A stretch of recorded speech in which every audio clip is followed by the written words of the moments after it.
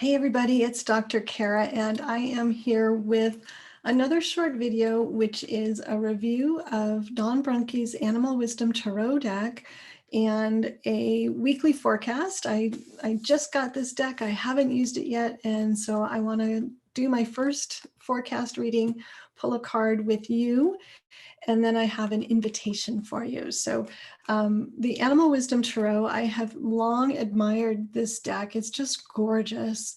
And I've talked to Dawn about it a couple of times, about how she created it. And the thing that always strikes me when I talk to her about this deck is the depth and the dedication that she put into really just getting it right and finding just the right match. She is a tarot card reader from way back and has an incredible background with this work.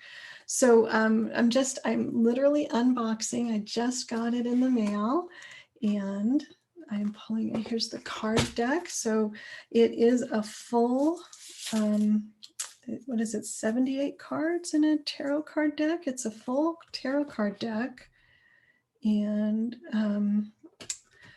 the illustrations, I just want to show you the illustrations of the cards. The back of the card is that coyote, and really, oh, sorry about my light reflecting there, you guys.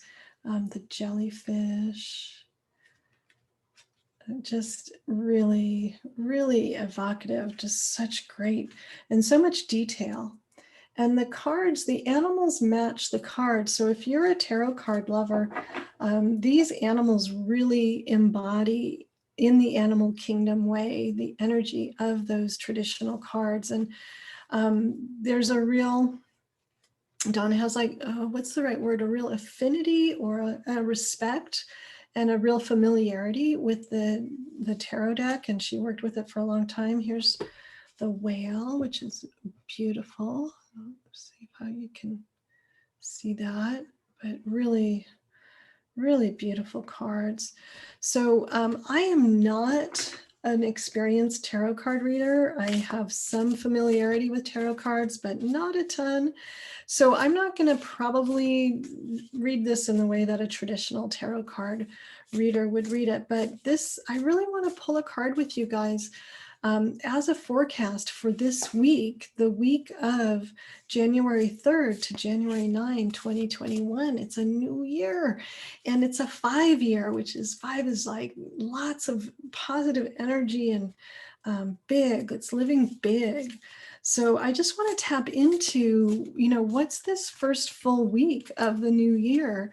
And what's the energy of it? What's going on? What do we need to know? What should we be aware of as we start this new cycle? For me personally, it is a 1 year. So that's, I love numerology. So 2021, you add 2 plus 2 plus 1 to get 5. That's why it's a 5-year, 2 plus 0 plus 2 plus 1. And then if you want your personal year number, then you just add the month and day of your birth. So for me, that's a 5. So a 5 plus a 5 is 10, which is a 1. And that is why I am in a 1 year, but it's also a 5-year. So a 5-year is about being big and bold and travel and international and all kinds of stuff like that.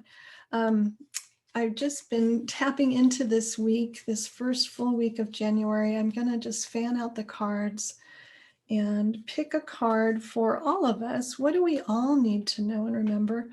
And this one on the bottom, you guys, is sticking out, and I haven't seen it yet, but that's the one that's really drawing my eye. You get to see it first. Crow, which is the 9 of feathers.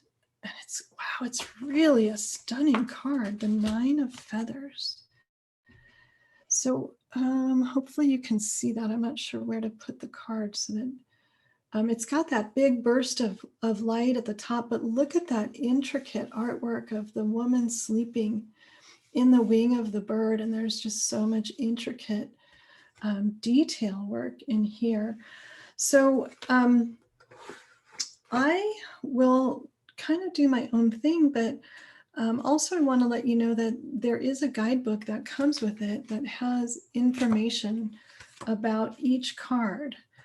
And the crow is the 9 of feathers. I don't know if I can find it in here. Let's see, the stork is the ace, the 2, I found it. The birds are all representing that. So you could interpret it your own way, see what strikes you first, but if you want to look at the book, you can also look at the guidebook. This is the 9 of swords, the element is air, and the theme is grief, darkness, fear, integration, and awakening. So that's a little intense.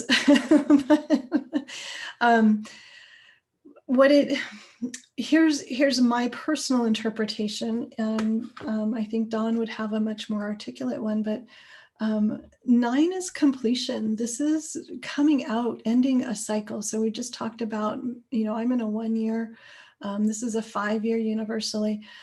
The tarot really relies on the numerology of the cards as well as the element. So this is 9 of feathers, which is the air element, which is the mental element. And I think that to me, 9 is really about completion.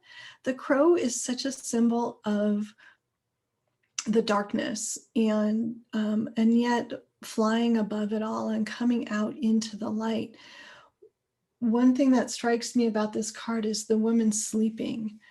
And that feels very significant to me, that she's, is she sleeping? Her eyes are open.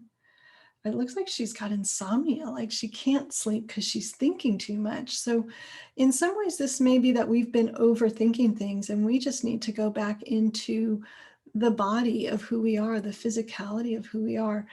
But what I was starting to say was that 9 of feathers to me is about finishing a cycle, and now we're coming out of the darkness into the light. And so here she is waking up. The burst of light beneath the crow is really showing that light, and it's the moon, so it's the emotions. It's coming up, it's coming out into the light, the lightness in the dark.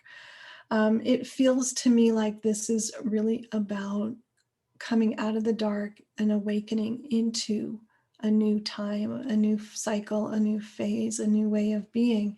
But I think because it also has these elements of overthinking, I think we have to watch out for our expectations, that we don't overthink everything and put projections onto how things should be and overly mentalize it.